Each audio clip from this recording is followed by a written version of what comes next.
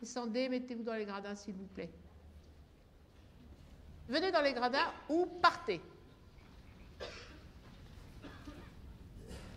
Descendez, s'il vous plaît. Descendez dans les gradins, s'il vous plaît. Restez dans l'arène. Restez là où c'est dangereux, là où vous êtes utile et où vous pouvez envoyer des encouragements à ceux qui ont encore le courage de monter tout tremblant sur ce plateau. Descendez dans les gradins ou fichez le camp.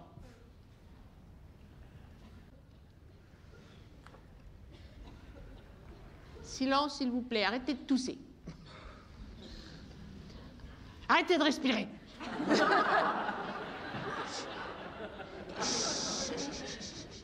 Moi, je vous parie que vous ne savez même pas ce que vous faites là. Mademoiselle Anna Belay, qui êtes-vous?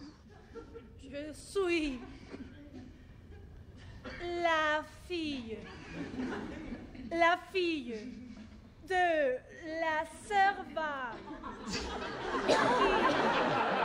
travaille dans la maison du cousin de l'ami de la dictatrice.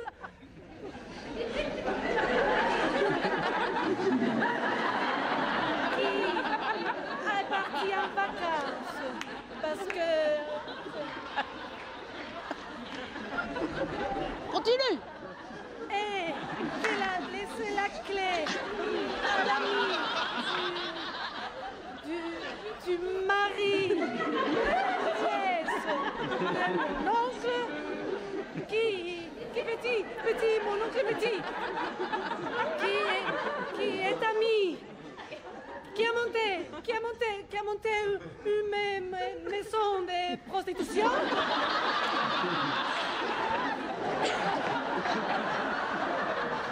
Continue. Elles sont, mais outrées par autant de toupet. Le toupet qu'elle a. Oui, continue ou tu vas t'asseoir, hein? Non. Parce que... S'il n'y a pas en nous un peu d'enfance, un peu de trésor de l'enfance préservé, s'il n'y a pas un peu de crédulité, d'enchantement, de possibilité d'enthousiasme, hein. L'enthousiasme, c'est tout sauf bête. C'est être capable d'être envahi par les dieux. Alors,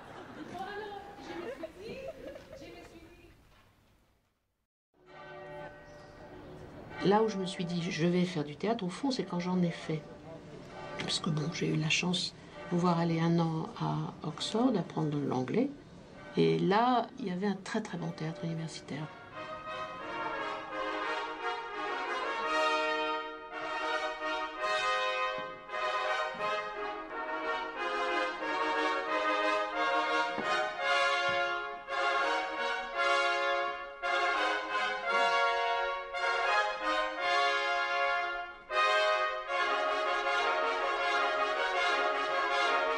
Velam Edissima, Cuius Redis, Colucet, Steiner Francagala, Ariadna Mnushkin, Teatri Solis, Fundatricem et Praesidem, ut admitata honoris causa, ad gradum doctoris in litteris.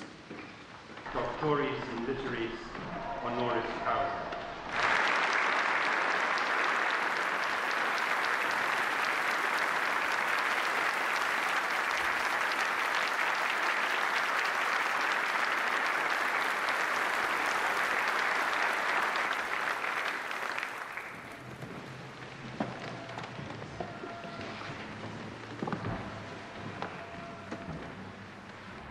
J'ai commencé à faire du théâtre amateur.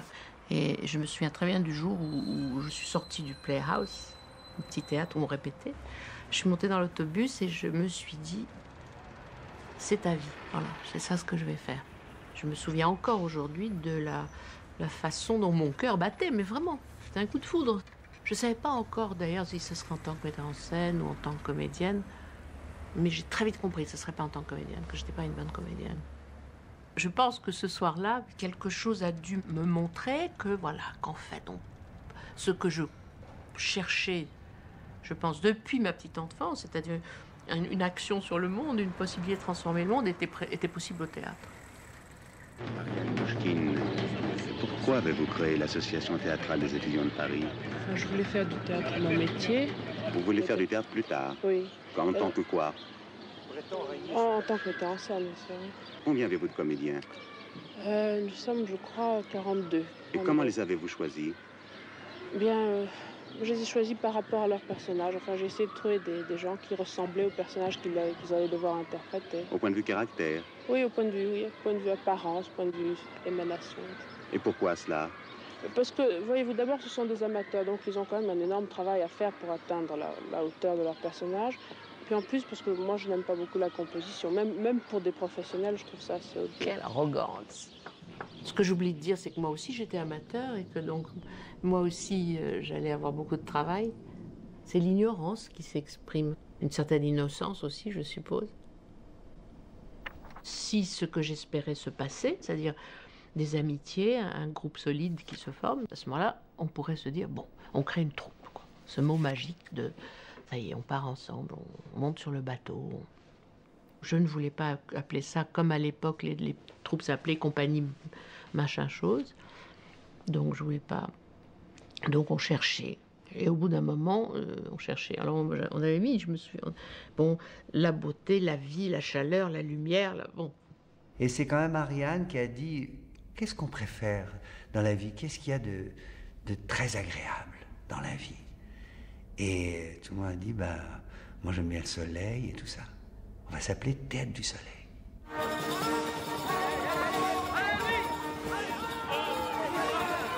Avec mes amis, on a créé une sorte de royaume qui permet vraiment la chose essentielle dans la vie, c'est-à-dire de chercher la beauté, mais dans la vérité de la vie.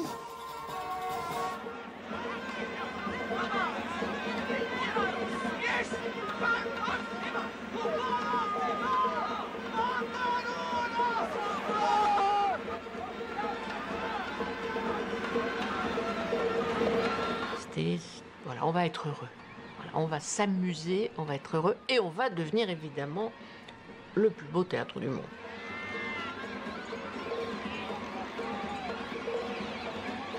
C'était évident qu'elle était le metteur en scène, la metteuse en scène. Enfin, c'était évident, je veux dire, qu'elle était l'âme. Enfin, pour moi, ça n'a fait aucun doute. Et à ce moment-là, ça ne faisait aucun doute.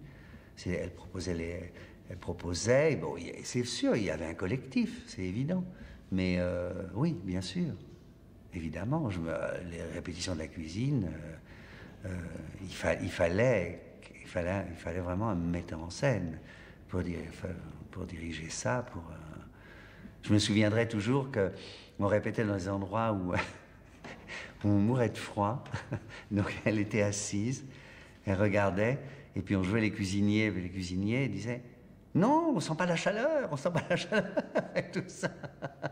Et nous, on suait de froid, mais non, on sent pas la chaleur, il faut sentir la chaleur, les fourneaux, les trucs.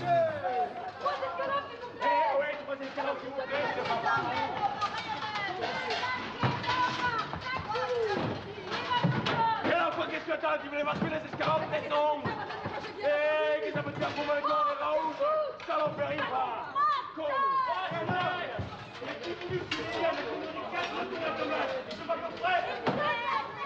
C'est une journée dans les cuisines d'un grand restaurant, grand pas par la qualité mais par la quantité. Voilà. C'est une sorte de cuisine-usine. Et Wesker, qui l'avait vécu, il faut dire, a fait là-dessus une pièce absolument géniale sur les conditions de travail.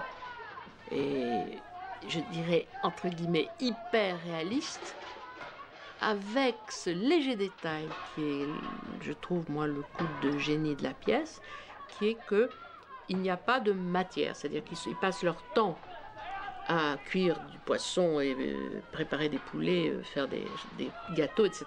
Et il n'y a que les ustensiles, mais il n'y a évidemment pas ni le poisson, etc. Donc, on avait travaillé énormément la manipulation, une sorte de mime, etc.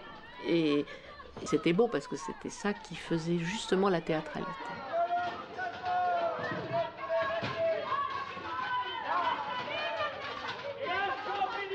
Et donc, bon, ça nous a mis au monde. Certains pensaient qu'on était arrivés. Et moi, je disais, mais non, on démarre. Ça commence. Voilà, ça commence. C'est bien, c'est formidable, parce que les gens se battent pour avoir des places, c'est formidable, donc on peut être un peu payé. Mais ça veut dire quoi? Ça veut dire que maintenant, il faut qu'on commence à apprendre notre métier. Nous sommes, pour ainsi dire, la seule troupe non officielle, enfin non, qui existe. C'est que c'est aberrant. C'est-à-dire, c'est aberrant de maintenir une troupe permanente. Ce que nous sommes. Alors qu'on a quand même eu la chance d'avoir ce qu'on appelle 2 succès. Donc on pourrait croire que les difficultés financières, nous n'en avons pas pour le moment. Eh bien, pas du tout. Une troupe qui ne fait pas du boulevard est condamnée à espérer le succès. Or, il n'y a rien de pire. T'as beau te dire, je m'en fiche, ça marchera ou ça marchera pas, mais on essaye, on voit ce que ça donne. Comme tu sais que bon, de ça dépend la survie de tout le monde, ça compte. Nous espérons avoir un des pavillons des Halles. C'est un très grand espace couvert qu'il nous faudra trouver les moyens de fermer, de chauffer. Ce n'est pas...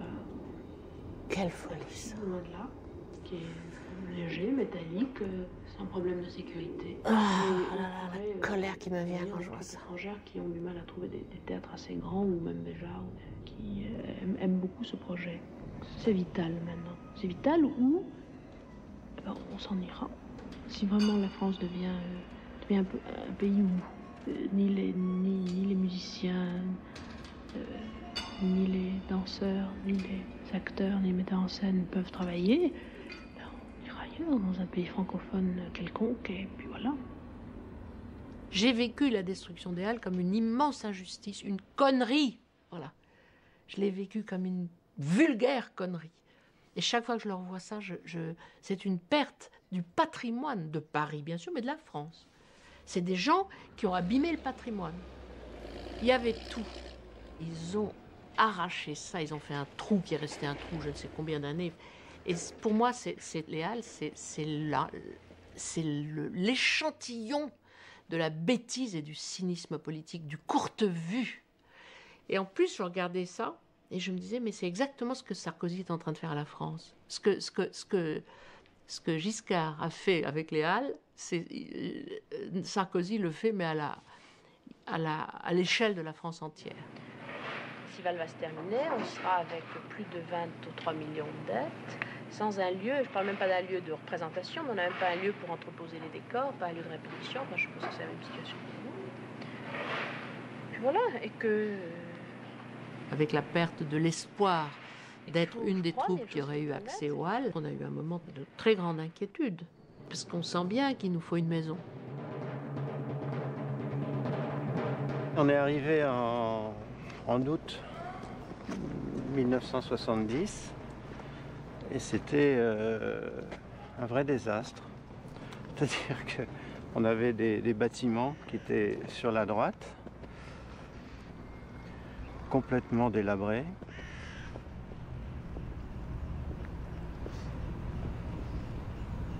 On était de retour de Milan, où on avait eu un gros succès avec 1789.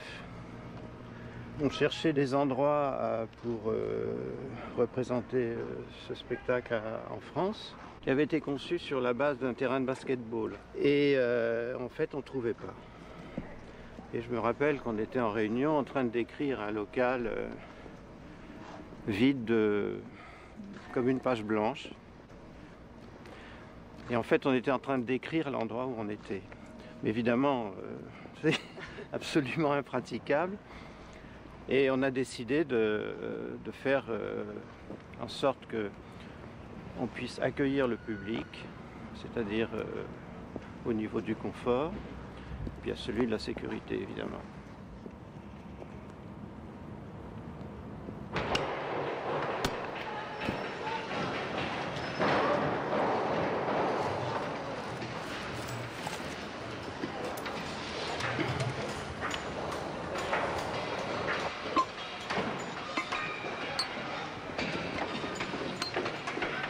Où sommes-nous ici exactement?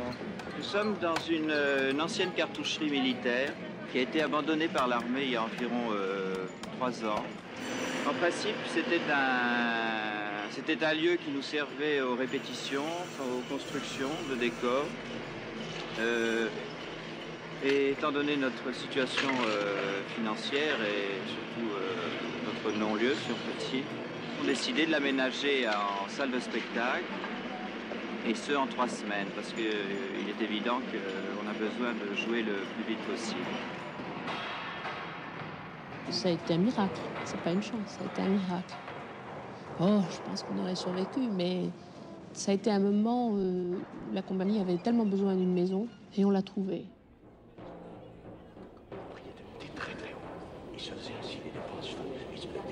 On a organisé 2 manifestations. Elles sont parties du Palais Royal. Une d'elles, c'est un... J'entends depuis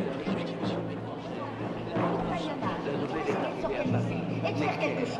Ce qui nous fallait, bien sûr, c'était des armes. On a commencé par... Que Necker était l'unique homme des consciences du peuple à la cour. 10 ans auparavant, il avait publié un livre qui signalait les débats. On a été piller les magasins d'armuriers, on a forgé des flics, on ne pouvait pas faire grand-chose avec des flics. On a même été au garde-meuble. Mais qu'est-ce qu'on a trouvé au garde-meuble des flics? On apprend que Necker a été renvoyé. Et ça a fait comme... Necker est très populaire. Et Necker, il est populaire parce qu'il y a quelque temps, il a eu le courage de divulguer les dépenses scandaleuses de la Cour. Et ça, la Cour lui a jamais pardonné. Quand je propose aux comédiens de monter 1789, en fait, ce que je propose, c'est d'essayer de comprendre ensemble comment l'art théâtral travaille sur une matière comme la Révolution. Et effectivement, le fait que nous allons travailler théâtralement va nous obliger à une réflexion. Mais cette réflexion, elle va passer par le concret du théâtre. Mais il faut bien dire qu'on réfléchit sur la Révolution à une certaine époque. C'est 70, c'est un moment de notre vie théâtrale, c'est aussi un moment de notre vie politique.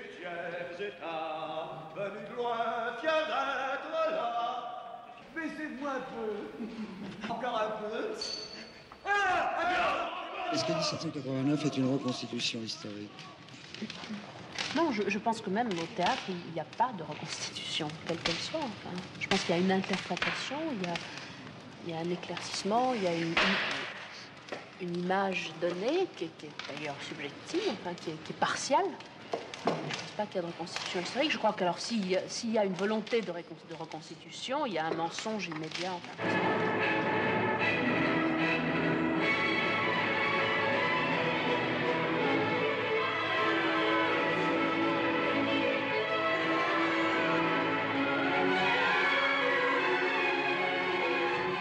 Le 89 a été un grand choc. Hein. Déjà, la cuisine avait été un choc, mais le 89, le premier jour de 89, c'est-à-dire le premier jour où nous sommes venus ici quand même, par un froid terrible. On nous avait dit, couvrez-vous bien. Alors on s'était bien couvert, sauf que moi j'avais oublié qu'il fallait aussi penser aux pieds. Au bout de 2 heures, on était complètement glacés. Mais le choc a été le spectacle. Enfin, on n'avait jamais vu ce type de spectacle.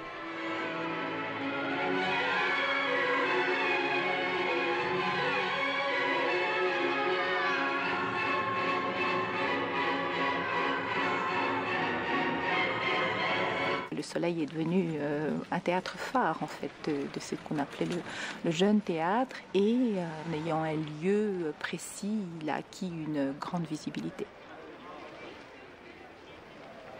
Je pense qu'il y a aussi des choses qui sont liées au type de théâtre qui se faisait et qui se cherchait surtout, parce que c'est pas qui se faisait, c'est qu'on cherchait. C'était vraiment une troupe qui interrogeait le théâtre, qui était en quête d'un nouveau théâtre. Il y avait des lois qui étaient des lois éminemment politiques, qui étaient 1, égalité de salaire, 2, respect du peu d'argent, parce qu'avant 81, nous avions vraiment des subventions très très petites. Et donc, malgré tout, il y avait une loi, c'était cet argent appartient à la nation, aux contribuables, et donc nous devons le respecter. Et ça, c'est 2 lois qui perdurent encore maintenant. Cet argent, il est pour bien accueillir les gens. Il est pour travailler. Il est pour arriver à l'heure. C'est une autre loi. Coucou, on est en retard déjà. Bien. Bon, Une seconde, la plonge. Une seconde. Merci bien. Où est Marc? Il est là, Marc? Bon. Là, on est bien là, non? Ok, on n'est pas bien là? Sinon, c'est pas bien. Qui est sur guacamole? 1, 2, 3, 4. Voilà, on est sur guacamole. Qui est sur caipirinha pour l'installation. Et effectivement, l'espace pour poser le meuble à côté, c'est mieux que de l'avoir tout monté sur le plateau comme vous avez fait l'autre fois. Voilà. Dans le gourbi, si vous êtes carrément dans le gourbi, on peut te mettre dans le gourbi. J'entends rien. D'accord. Ça vient me... Les dieux ont décidé autrement parce qu'il pleut des hallebardes.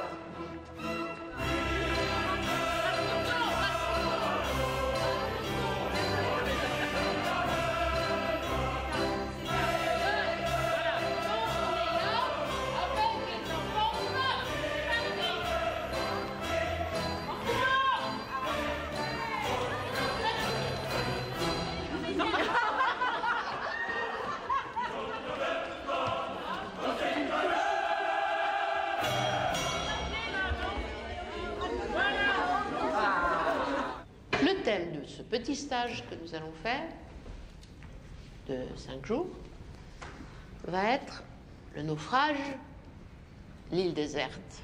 Un bateau plein d'émigrants qui partent vers où? À vous de choisir. Eh bien, n'arrivent pas là où ils pensaient arriver, parce qu'ils font naufrage avant. Ce bateau est chargé de toute la société. Il y a de tout sur ce bateau. Il y a évidemment une troupe de théâtre, des jeunes premiers, des jeunes premières, comme s'il en pleuvait, des brigands, des galériens, des ruinés, des anarchistes, enfin, des capitalistes, des industriels, des agriculteurs, des philosophes. Il y a tout. Vous pouvez improviser sur leur départ, qui réussit à monter sur ce bateau, pourquoi, etc. Vous pouvez évidemment improviser le naufrage, l'échouement, et comment est-ce qu'on s'organise sur cette île.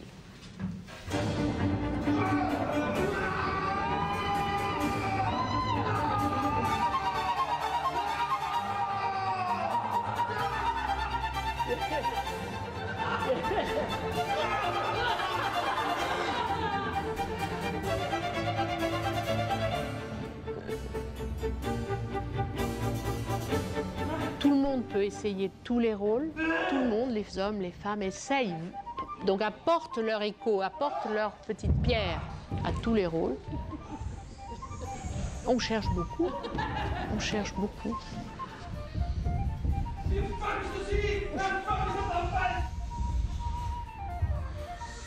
Il y a une expérience du plateau tout de suite. Il n'y a aucun endroit où se cacher. On est toujours face au vide.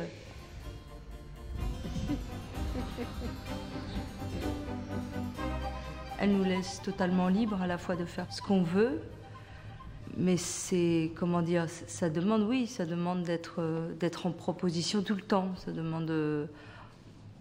et de se jeter à l'eau aussi, tout le temps. Tu es obligé de te positionner, de dire, voilà, devant, qu'est-ce que je choisis? Tu es obligé de t'avancer un petit peu, de te prononcer personnellement. Si nous nous déshabillons pour ne pas attraper froid. Voilà. Voilà, sur votre, on dirait un petit dessin de Sampé. Hein, 3 bonnes sœurs sur un petit rond dessiné, sans rien à l'horizon, même pas une moule. Aucun outil. Continuons le striptease de 3 bonnes sœurs sur une île déserte. Elle est omniprésente et en même temps, on essaie de l'oublier quand on rentre sur scène. Je ne sais pas comment dire. C'est difficile, hein, mais il faut réussir à garder comme ça son autonomie. C'est la seule chose qu'on puisse lui donner de bien, je trouve.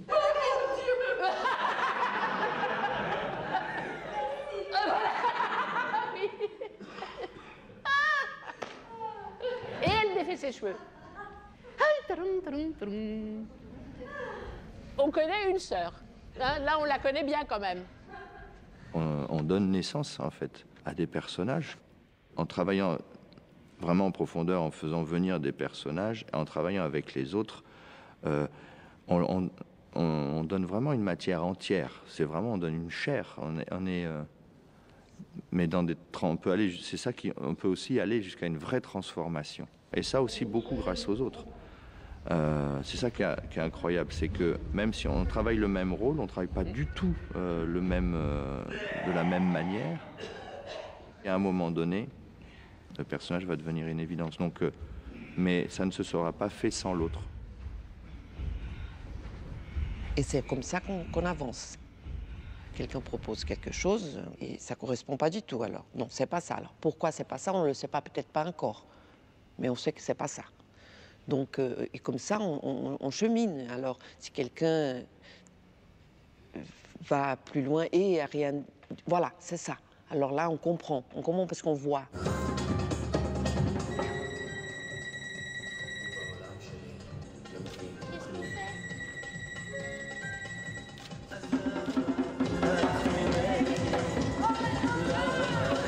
Quelqu'un qu'il ne faut absolument pas oublier parce qu'il est fondamental, c'est le musicien. Une fois que les comédiens ont leur vision, ils vont le voir. C'est un échange à trois. L'idée vient du plateau, moi je chope l'idée, on envoie ça au metteur en scène. Le metteur en scène trouve que ça ne marche pas, parle au plateau, moi j'entends et hop, je reprends. Il y a quelque chose qui ne marche pas sur scène, le metteur en scène attend, la musique peut proposer. C'est constamment une triangulaire. Tu m'entends ? C'est comme s'il nous portait. Enfin, moi, je me sens portée. C'est-à-dire que je sens comme s'il était au courant de tout ce qui se passe à l'intérieur de moi quand je joue. Et en même temps, c'est révélateur. Il révèle ça au public et il révèle ça à nous, comédiens. Je déteste quand tu fais comme ça!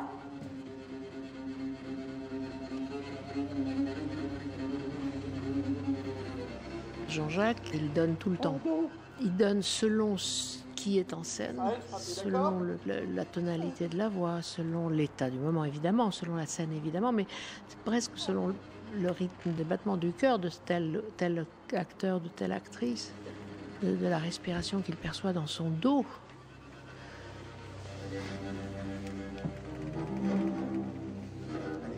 Il est très très souvent le fil des fils de ferristes sans fil que nous sommes. Nous faisons des spectacles très très musicaux. C'est vrai on se le dit souvent qu'on a, on essaye et parfois on a refait s'épouser le théâtre et la musique, époux qu'ils étaient dans l'Antiquité. Et puis je ne sais pas très bien à quel moment ça s'est produit où peu à peu, les gens ont décidé que d'un côté, il y avait la musique et que de l'autre côté, il y avait le verbe et le théâtre.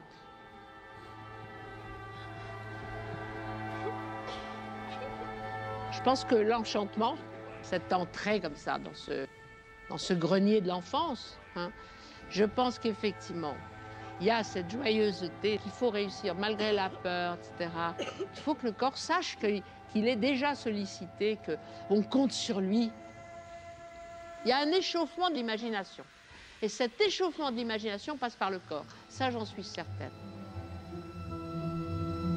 Vraiment, les rivières, les lacs, les montagnes. Voilà.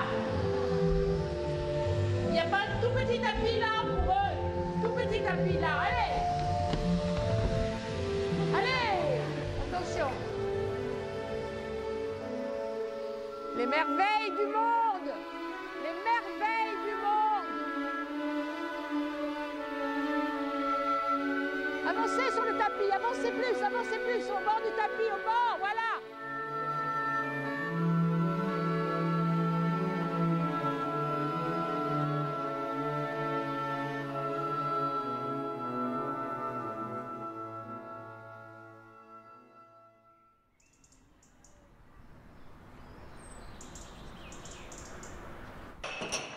À 6h30, les portes ouvrent.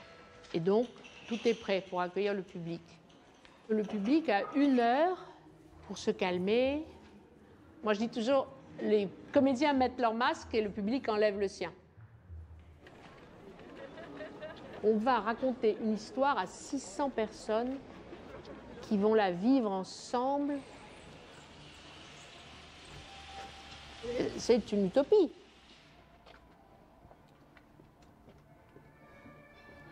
Quand j'ouvre à la cartoucherie, je tape 3 coups. Je tape tam, pam, pam, pam, sur la porte. Et j'entends « Oh !» hein? Et j'ouvre. Et il y a du monde.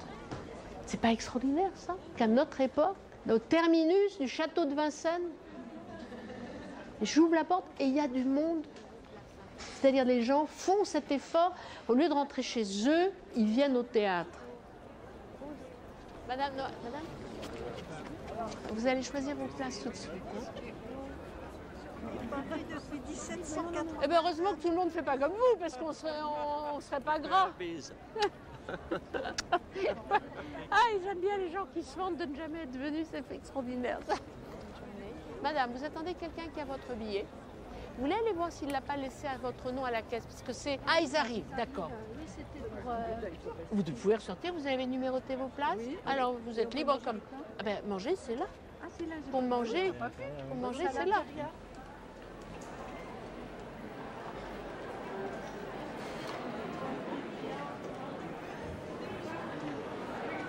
C'est vrai que j'ai de quoi me dire, oh là là, pourvu qu'ils aiment ça, pourvu qu'ils soient bien accueillis, pourvu qu'on soit digne, pourvu qu'ils aient envie de revenir, pourvu qu'ils nous aiment.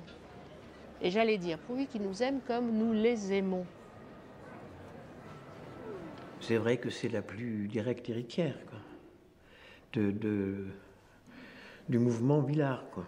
Un certain rapport avec le public, une certaine façon de considérer le public, et puis, soyons bassement matérialistes, un prix de place quand même, et puis une façon d'accueillir, et une façon de respecter le public et de faire une politique active en direction du public.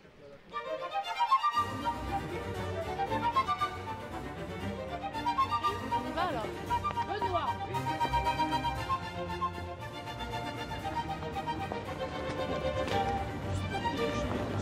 Bon, merci, monsieur. Merci.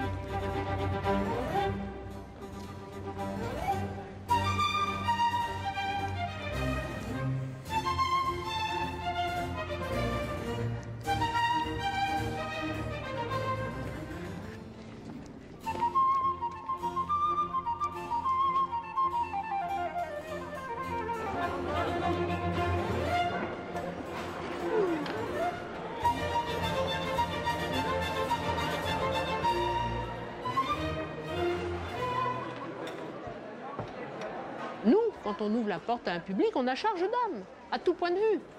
Et je pense que c'est important, quand le public vient au théâtre, ils reprennent, provisoirement en tout cas, et parfois pour de longs mois ensuite, espoir dans l'humanité, c'est-à-dire espoir dans nos capacités d'hospitalité, de beauté, de tendresse, je ne sais pas,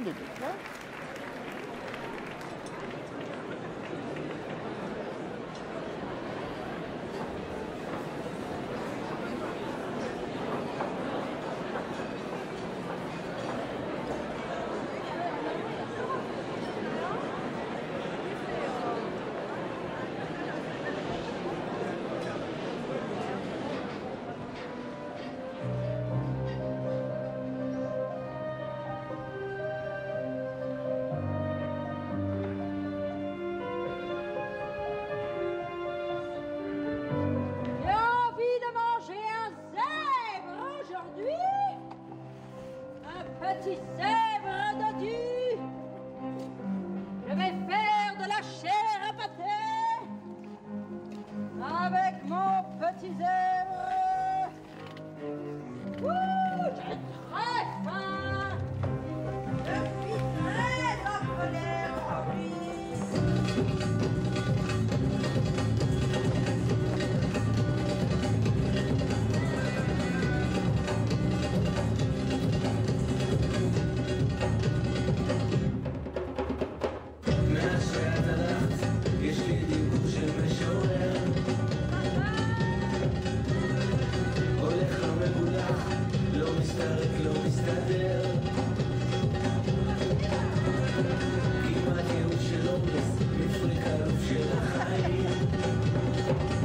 imaginaires sont fondés sur des souvenirs des acteurs et de moi. Les comédiens allaient si loin dans leur quête qu'au bout d'un moment, moi aussi, je racontais des histoires de mon enfance et des scènes pas toutes agréables, enfin, et en particulier des conflits entre mon père et ma mère.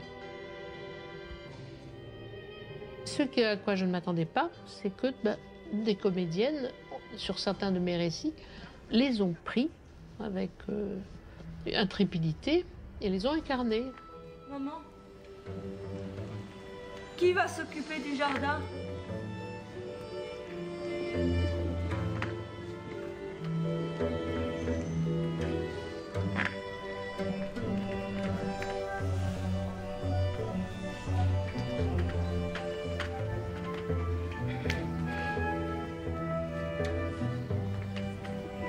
Tout d'un coup, c'est comme s'il y avait une quête de grands-parents juifs qui avaient été déportés.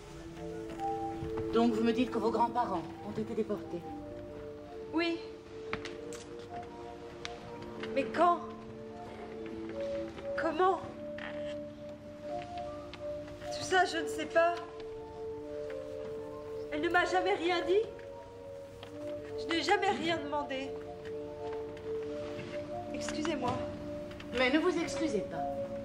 Donnez-moi leur nom. Je vais chercher. Alexei et Tatiana Menourine.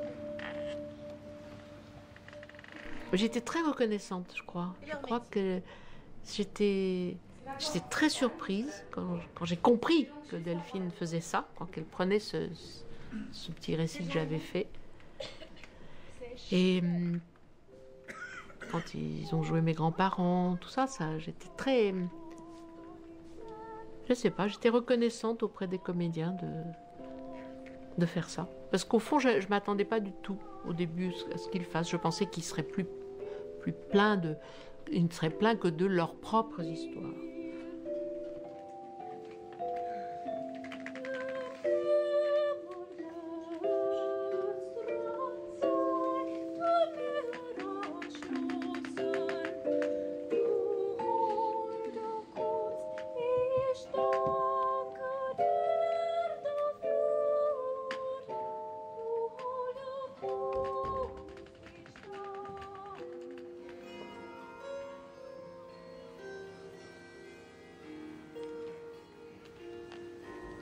Je ne m'attendais pas du tout à ce que l'enfant Ariane arrive dans cette histoire. Voilà. Sangbian, c'est vraiment un lieu où j'ai été quand j'étais toute petite fille, avant que mes grands-parents soient déportés. Et c'est un lieu que j'ai retrouvé tout à fait par hasard.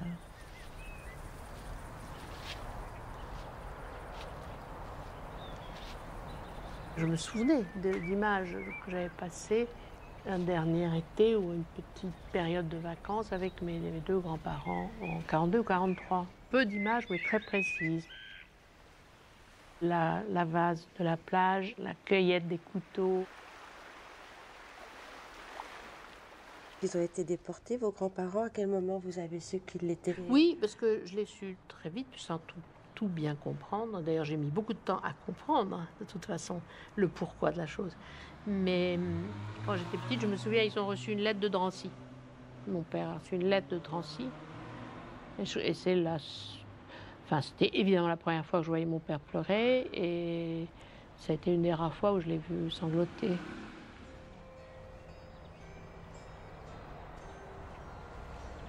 Pendant longtemps, vous ne saviez pas pourquoi ils étaient déportés. Je crois que j'avais 17 ans quand un jour, je pense que c'était Philippe de Broca qui dînait chez nous. On parlait de choses et d'autres et Philippe dit à mon père, mais toi tu es juif. Et j'entends mon père répondre, oui. Et après le dîner, je dis à mon père, mais enfin quand même, tu ne m'en as jamais parlé. Et mon père me dit, bon, c'était pas important. Mais ce qui est extraordinaire quand même, c'est que moi, je m'étais bien gardée de demander. Hein, et donc, je m'étais raconté quoi pour la déportation de mes grands-parents que... Bon, c'est vrai que les étrangers partaient aussi. Voilà, je m'étais dit, c'est parce qu'ils étaient russes. Enfin, quand même, Ariane, les gens n'allaient pas à Auschwitz parce qu'ils étaient russes.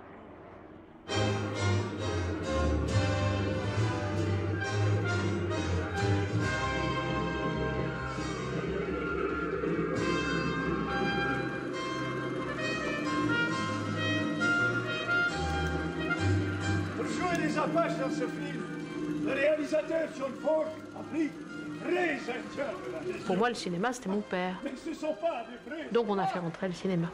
Ce qui est étrange, c'est que Caroline Piketty, l'archiviste, elle a retrouvé une chose, c'est que mon grand-père aussi a fait du cinéma en Russie. Ce que moi, mon père ne m'a jamais dit. Tu vois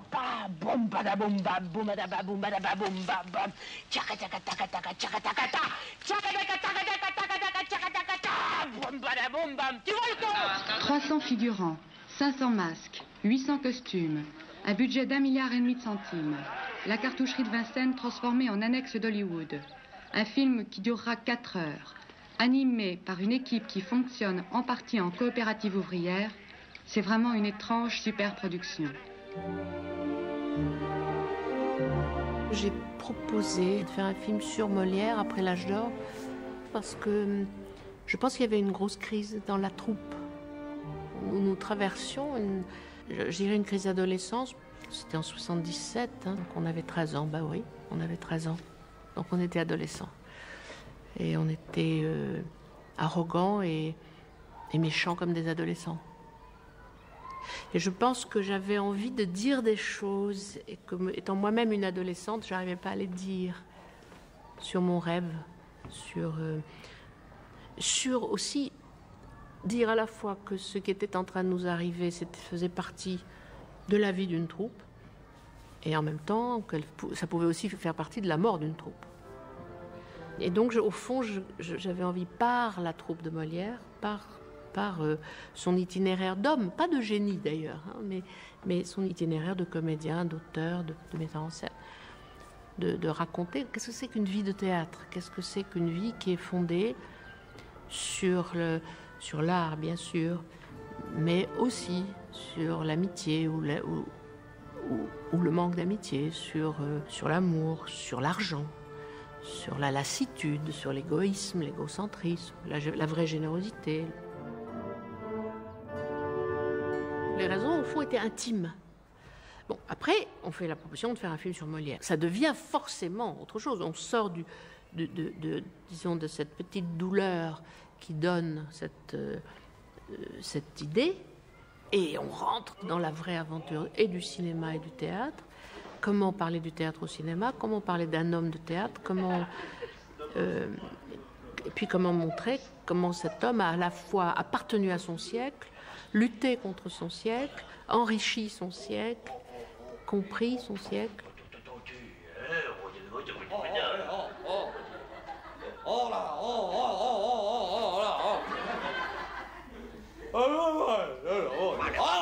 Qu'elle arrête! Ça crie pas!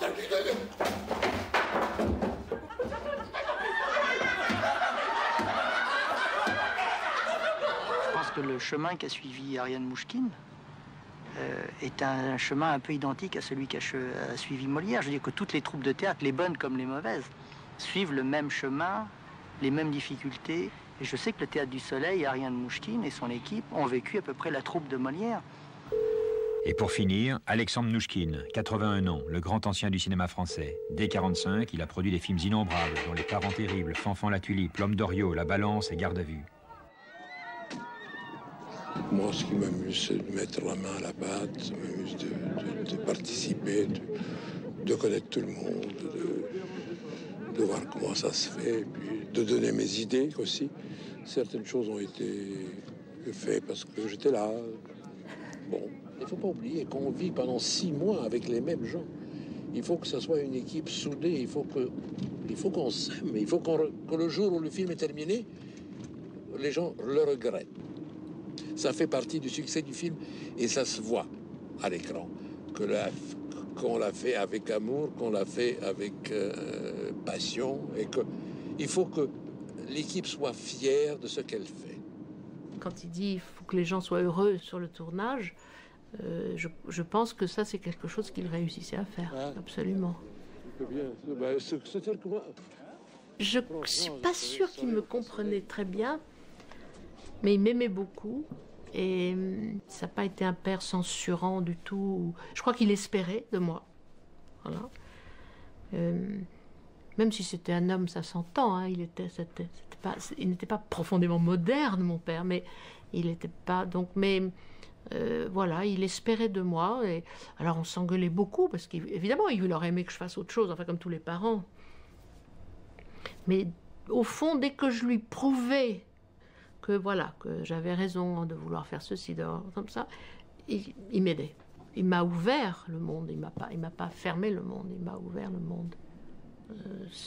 Ça aurait été beaucoup plus difficile si à un certain moment il n'était pas là, il m'a prêté de l'argent, enfin non, il a fait son boulot de père. Mnouchkine, il n'y en a pas. Alors je tiens. Et au départ, c'était difficile. C'était difficile de faire admettre ce nom. Quand je me suis fait naturaliser, j'avais 19 ans, juste avant de faire mon service militaire, on m'a proposé de changer de nom. On m'a dit, mais on ne pouvait pas vivre avec un nom pareil. Maintenant, ça va. Mais je dois dire que Ariane, ma fille, m'a beaucoup aidé. C'est une très belle production, ma fille. Je suis très fier. Son exil, au fond, je crois que j'ai mis du temps à comprendre. Parce qu'il était tellement français dans son amour de la France, comme souvent les immigrés, hein, c'est-à-dire... donc il était même... comment dire... il n'était pas vraiment de gauche, mon père, mais pas... Donc on s'engueulait là-dessus. Mais je pense que... Je crois que longtemps, j'ai pas compris quelle douleur, au fond, ça avait été quand même l'exil. Ce n'est que quand moi, j'ai travaillé sur l'exil que j'ai commencé à rapprocher ça de ce que parfois mon père avait pu vivre.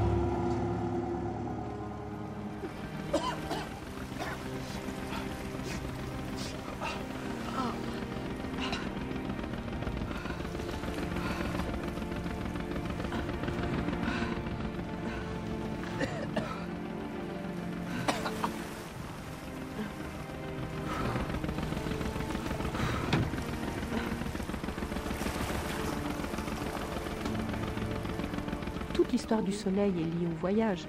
Chaque spectacle, c'est vraiment un voyage où tout le théâtre, comme un grand bateau avec son équipage, s'embarque et pour aller à la recherche de quelque chose qu'ils ne connaissent pas. Vers une nouvelle forme de théâtre et vers une nouvelle connaissance de soi-même aussi. Sans doute qu'un des premiers voyages... c'est les voyages que Ariane Mnouchkine a fait elle-même pour justement vers l'Asie, qui est en fait un voyage d'initiation. L'histoire, ne commence pas par là parce que, mais si, l'histoire commence par là en fait, par ce voyage d'initiation, absolument. Quand elle avait 20 ans, elle a été chercher l'Asie avec une sorte d'instinct inouï, et elle s'en est totalement imprégnée. Et je pense que l'Asie est toujours quelque part, même si il peut y avoir des spectacles qui semblent n'être pas inspirés par ce monde-là, c'est son monde intérieur. C'est son berceau. Mon premier grand voyage, je l'ai fait en 63-64, avant la création du Théâtre du Soleil. Et je suis partie, sac au dos, pendant de longs mois.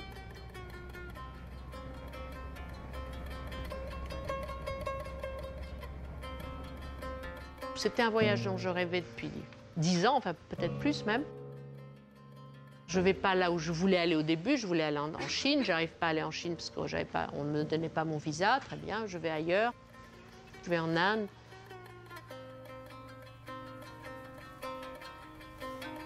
Je vais au Japon. Et là, effectivement, au Japon, je redécouvre le théâtre asiatique dont j'avais vu déjà des bribes au Théâtre des Nations, tout simplement. Et même, je pense que je ne sens pas à quel point ça va être mon trésor pour des années, jusqu'à maintenant. Pas seulement jusqu'à maintenant, jusqu'à la prochaine fois.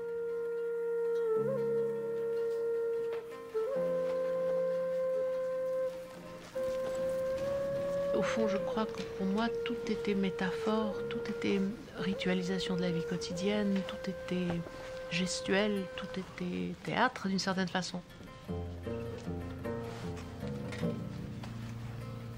Et je pense qu'au lieu d'aller en Chine, j'ai été en théâtre.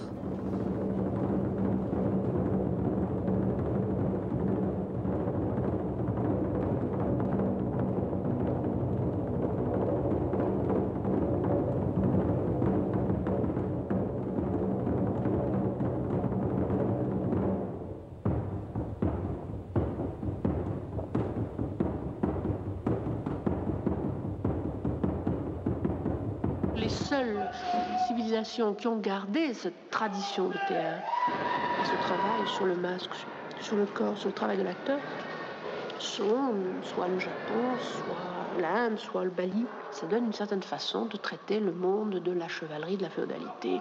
Et puis, si vous voulez, ça nous permet de sortir de ce qui, pour moi, est le grand danger du théâtre occidental, qui est le réalisme.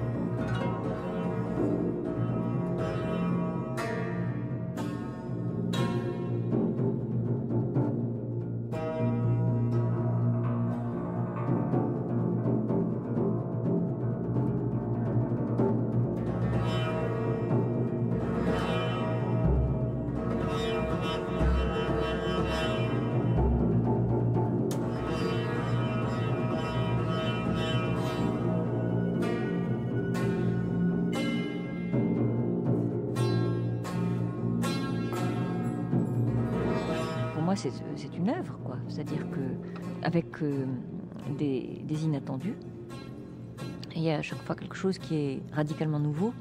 Il y a bien sûr quelque chose de permanent, que je serais incapable de définir vraiment, mais qui est la signature d'Ariane, c'est-à-dire quelque chose qui se passe entre elle et les comédiens et l'espace, qui est en rapport avec les lois secrètes du théâtre.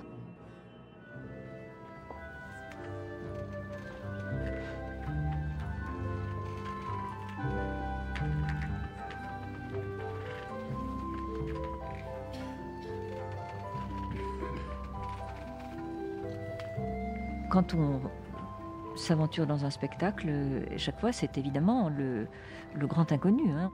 Bien sûr que c'est cette espèce d'enfance extraordinaire que les comédiens entretiennent parce qu'elle est capable de la maintenir et qui font qu'il y a chaque fois ce qu'on appelle vraiment une création, quoi. Il y a un esprit de genèse extraordinaire.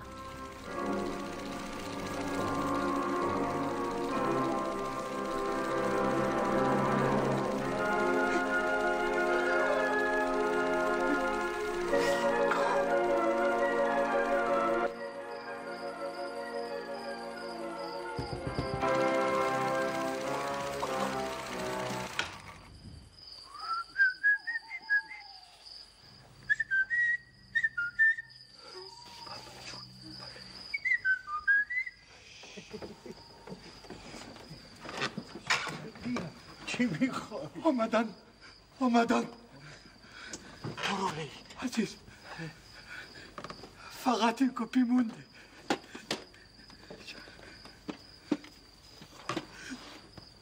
Night of the Hunter.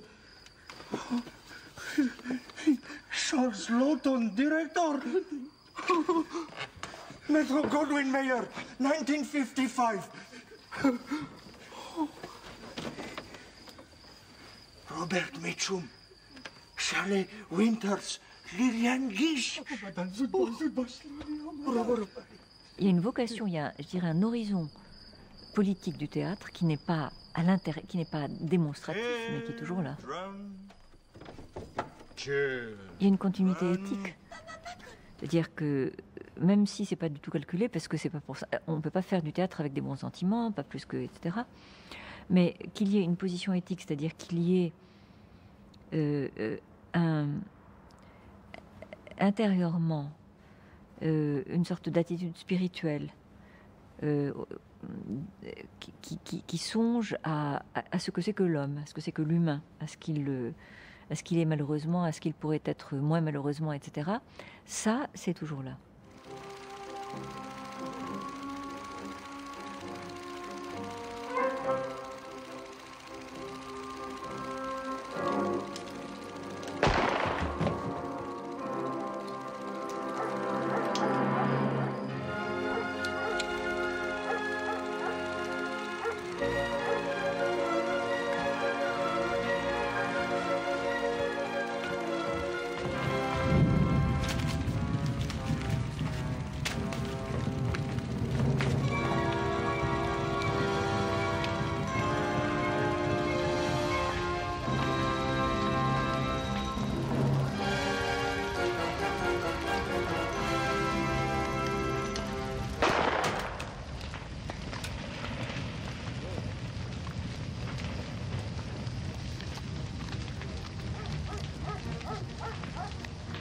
Toujours la forme qui est trouvée laisse battre le cœur du contenu.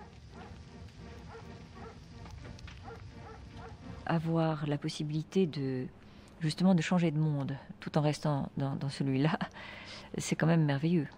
C'est de temps à autre, quand le monde est tout noir, ça redonne, ça ouvre une fenêtre. On se dit on peut toujours s'échapper, voilà. On est en prison, mais il y a toujours un petit peu d'évasion possible. Je pense que le rôle du Théâtre du Soleil, c'est de continuer à montrer le possible, justement. C'est-à-dire à montrer que le théâtre est possible, que l'art est possible, que la fraternité humaine est possible, que c'est possible que des lycéens viennent accompagnés de leurs professeurs, qui sont des héros des temps modernes. Moi, je pense que c'est ça le rôle du Théâtre du Soleil. Le rôle de tous les théâtres, c'est ça.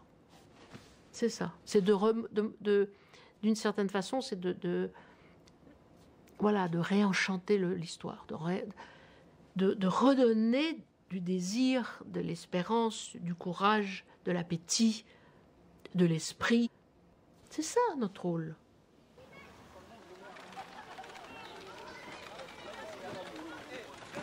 Ça aurait été très idiot et très mortifère si ce royaume était resté comme une petite citadelle avec un tout petit pont-levis qu'on lève de temps en temps. Non. Nous nous sommes sentis parfois envahis par des gens qui avaient besoin de notre protection parfois. C'est vrai qu'on a eu un moment où on jouait Tartuffe et il y avait le soir 600 personnes le public, 50 personnes la troupe et 350 sans-papiers qui campaient à la cartoucherie pendant un mois. Moi, on m'a appris depuis toute petite qu'il fallait on devait assistance à personne en danger. Voilà, moi, on m'a appris ça. Alors, je pense qu'ils sont en danger et qu'ils peuvent être abrités ici sans se planquer, sans se barricader. Je n'ai pas abandonné la certitude que j'avais quand j'étais enfant, c'est-à-dire qu'il m'appartiendrait de rendre le monde meilleur. Alors, je pensais ça avec une ferveur absolue, qu'on comptait sur moi pour améliorer le monde. C'est celui du haut qu'il faut monter. Enfin, j'ai l'impression, moi, que notre théâtre, et d'ailleurs pas que notre théâtre, je pense qu'il y a des théâtres, est traversé pas seulement par les échos du monde, mais par le monde. Je pense que c'est sa vocation d'ouvrir ses portes, d'accueillir et d'être accueilli. C'est une autre façon de promener sa roulotte.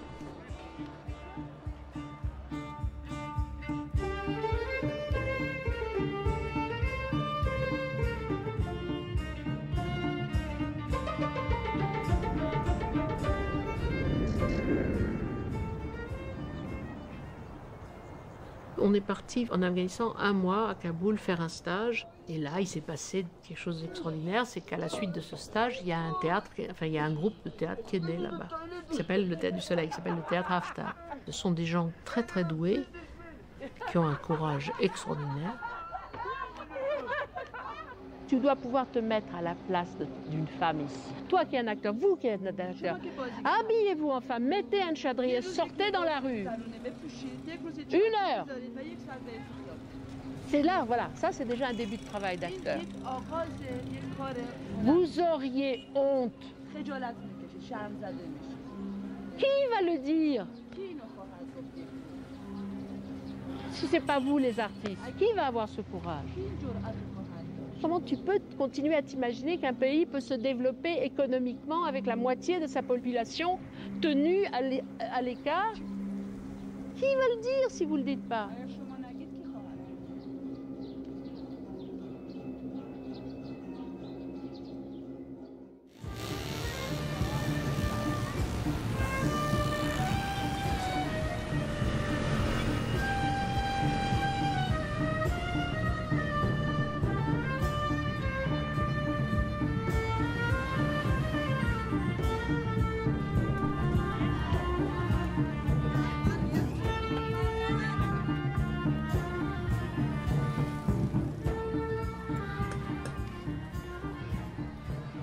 Ashley, une élève d'Hélène Sixou, quand elle a vu Sihanouk, a changé de vie.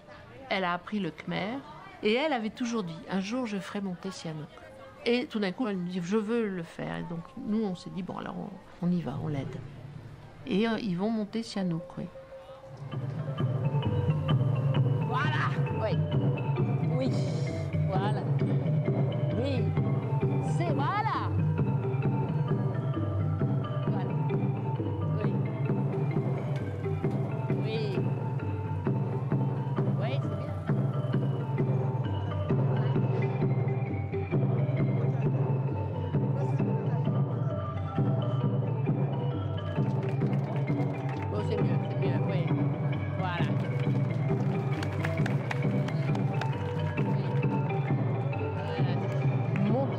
Pièce sur Sihanouk est dans votre projet. Je pense que cette pièce peut vous faire comprendre votre histoire, et pas seulement à vous, mais au public qui la verra.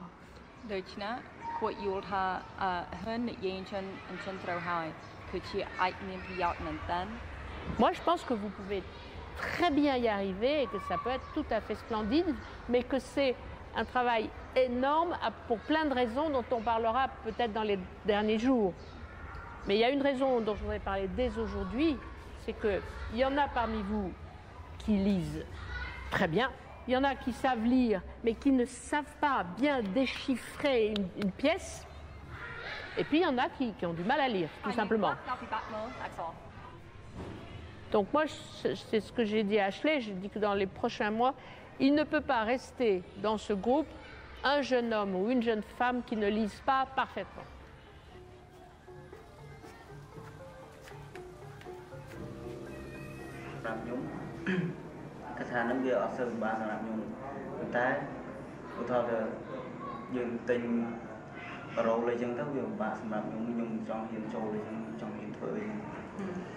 Il dit que jouer pour lui ça va, il arrive à jouer, mais dès qu'il y a un texte, dès qu'il y a des paroles en khmer, qu'il n'arrive pas et il pense que c'est trop difficile pour lui, il veut se retirer.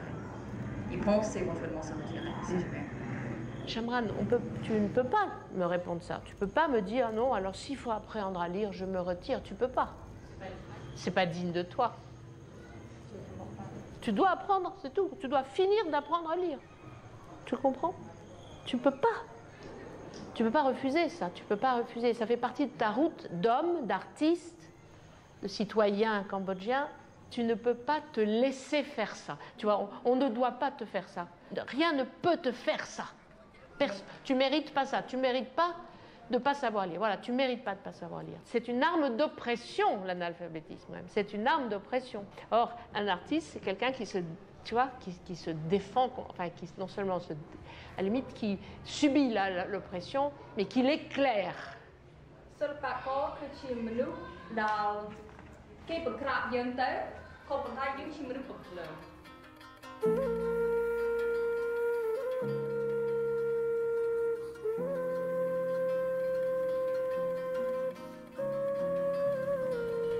Le premier soir que je suis arrivée ici, je suis venue voir tout de suite cette fameuse tente, pas tout à fait finie, mais qui était là. Et sur cette place si symbolique, c'était très très émouvant. J'ai regretté que les comédiens ne soient pas encore là pour voir cette chose aussi insolite qu'une tente montée en plein milieu de cette place-là, entre toutes, pour accueillir un théâtre français. C'était comme si enfin nous revenions dans un pays qui est dépositaire d'une culture qui a été si inspirante, si importante pour nous.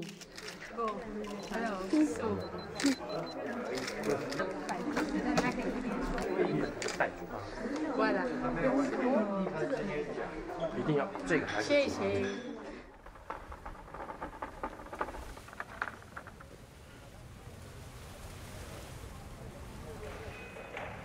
On arrive avec les éphémères, donc un spectacle extrêmement européen. Je dirais, pour ne pas dire français, vraiment. Et là, je me disais, bon, quelque chose qui est aussi ancré dans les émotions françaises, dans l'histoire française, dans les réactions, des Chinois, qu'est-ce que ça va leur raconter? Eh bien, ça leur racontait exactement la même chose. Enfin, pareil. Les mêmes larmes, les mêmes...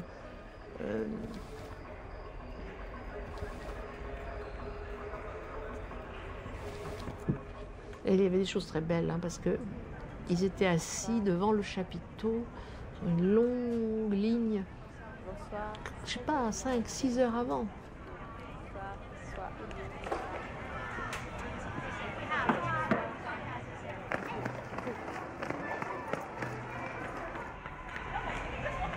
S'il vous plaît, ne faites rien, vivez tout. Plus le signe sera net, pur, avec une seule ligne, plus ils nous comprendront. Parce que la pureté du signe, ils savent ce que ça veut dire. Maman,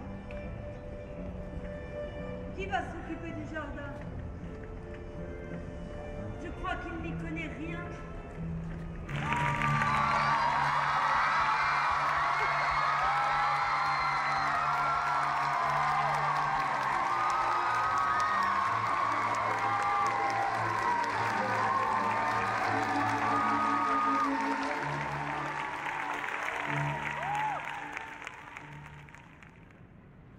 Une question, c'est que est-ce que vous êtes d'accord que Ariane Mouchkine égale le Théâtre du Soleil? Est-ce qu'un jour vous n'êtes plus là? Est-ce que le Théâtre du Soleil va continuer? Non, je ne suis pas d'accord. 他不同意，他就是阳光剧团。 Je ne suis pas d'accord parce que je souhaite évidemment que le Théâtre du Soleil continue. 他不同意，因为他当然希望阳光剧团能够继续下去。 Et évidemment, là, vous touchez un sujet, je dirais, presque d'actualité. Donc,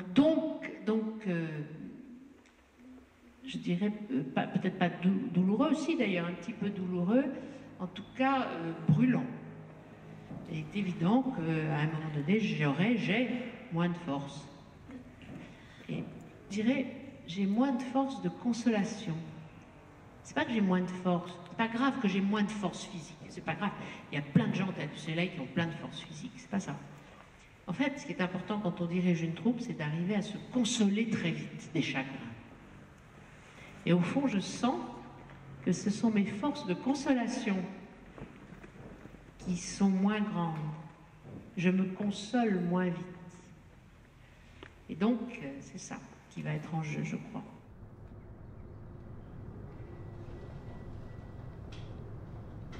Elle a construit le bateau et elle navigue depuis longtemps dessus. En tout cas, elle se donne cette naïveté-là d'y croire, je pense. Parce que sans ça, elle ne peut pas créer. Elle ne peut pas. Elle ne peut pas ne pas faire confiance, elle ne peut pas penser à ces problèmes-là. Parce que ça la fait sortir de son rêve. Donc... Et c'est pas, en plus, c'est pas un rêve forcé. Enfin, c'est un rêve. Elle a son rêve à elle, mais en même temps, c'est vraiment quelque chose qu'elle essaye de partager. de faire en sorte, elle croit à la troupe. Je pense que c'est une vraie, pour elle, c'est important. Elle croit à l'ensemble, elle croit à la force du groupe.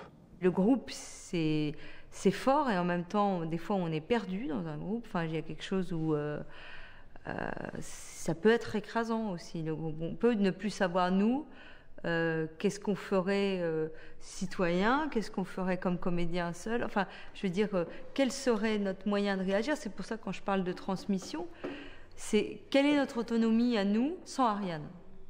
Il faut passer par des concessions de vie pour pouvoir vraiment travailler comme on travaille ici, en tout cas. Parce qu'on travaille tellement longtemps sur un projet. Mais parce qu'on essaye d'aller, on a le luxe de pouvoir aller très profond, d'aller chercher vraiment loin, de creuser, d'expérimenter, d'explorer. Donc, et ça ne peut pas se faire en demi-mesure. Quand le chemin est lumineux, qu'il n'est pas vaseux ou trop encombré d'obstacles ou terrifiant parfois. Enfin, quand il est gai, joyeux et lumineux, je me rends compte que voilà, que je vis une aventure immense parce que c'est une aventure avec vous. Et je voudrais vraiment que vous sachiez que j'oublie jamais ça, fond. Même dans les moments où il y a aussi de la détestation qui passe. Je n'oublie pas. Je voulais dire aussi que malgré tout, malgré les hauts et les bas, les secousses un peu telluriques qui nous ont un peu affligés parfois, et que quand même l'amour du théâtre a tenu, l'affection quand même. L'affection a tenu. Que je vous aime beaucoup et que je ne concevrais pas d'ailleurs de faire du théâtre sans cet amour. Parce que, au fond, ça ne m'intéresse pas autrement. Ça ne me passionne pas. L'indifférence ne m'intéresse pas.